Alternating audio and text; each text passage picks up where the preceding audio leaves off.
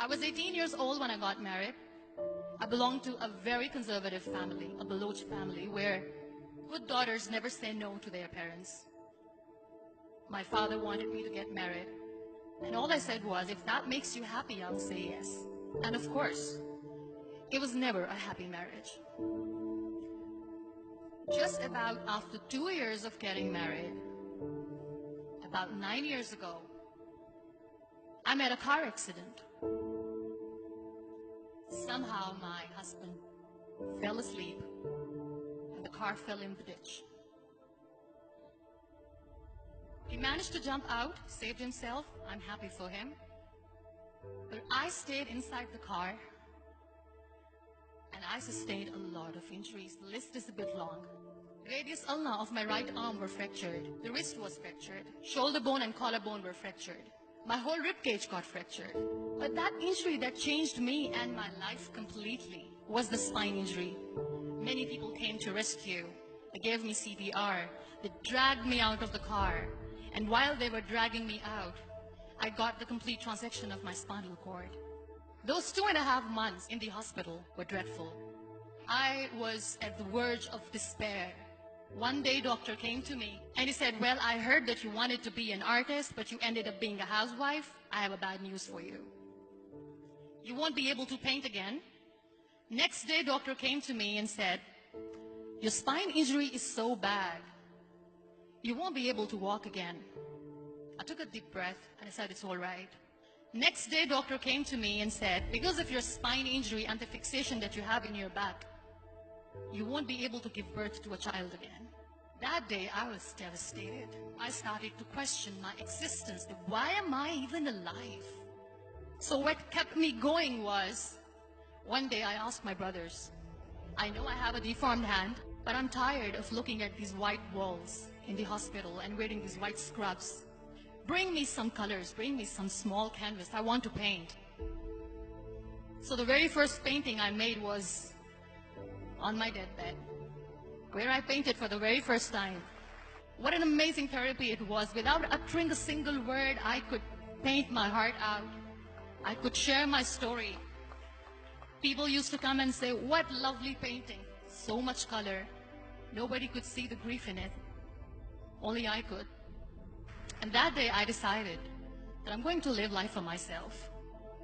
I am not going to be that perfect person for someone. I am just going to take this moment and I will make it perfect for myself.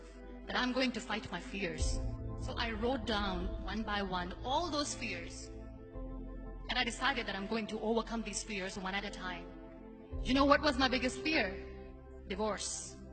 But the day I decided that this is nothing but my fear, I liberated myself by setting him free. And I made myself emotionally so strong that the day I got the news that he's getting married, I sent him a text that I'm so happy for you and I wish you all the best. And he knows that I pray for him today. Number 2 was, I won't be able to be a mother again. And that was quite devastating for me.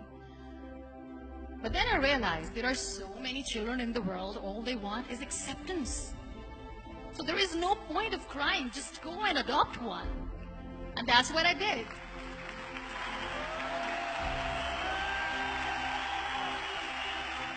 I gave my name in different organizations, different orphanages, and I waited patiently. 2 years later, I got this call from a very small city in Pakistan. I got a call and they said, are you Muniba Mazari? There is a baby boy and would you like to adopt? I could literally feel the labor pain. I said, yes, yes, I am going to adopt him. I am coming to take him home. And that day, I was 2 days old, and today he's 6. You know, when you end up being on the wheelchair, what's the most painful thing? People think that they will not be accepted by the people because we, in the world of perfect people, are imperfects. So I decided to appear more in public. I started to paint. I have done a lot of modeling campaigns. I decided that I'm going to join the national TV of Pakistan as an anchor person. I became the National Goodwill Ambassador for UN Women Pakistan, and now I speak for the rights of women, children. I was featured in BBC 100 Women for 2015. I'm one of Forbes 30 under 30 for 2016. So when you accept yourself the way you are, the world recognizes you. It all starts from within. We have this amazing fantasy about life. This is how things should work. This is my plan. It should go as per my plan. If that doesn't happen, we give up. I never wanted to be on the wheelchair. Never thought of being on the wheelchair. This life is a test and a trial, and tests are never supposed to be easy. So when you are expecting ease from life, and life gives you lemons, then you make the lemonade, and then do not blame life for that. It is okay to be scared. It is okay to cry. Everything is okay, but giving up should not be an option. They always say that failure is not an option. Failure should be an option, because when you fail, you get up, and then you fail, and then you get up, and that keeps you going. Embrace each and every breath that you are taking. Celebrate your life. Live it. Don't die before your death.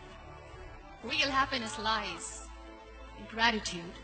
So be grateful, be alive, and live every moment.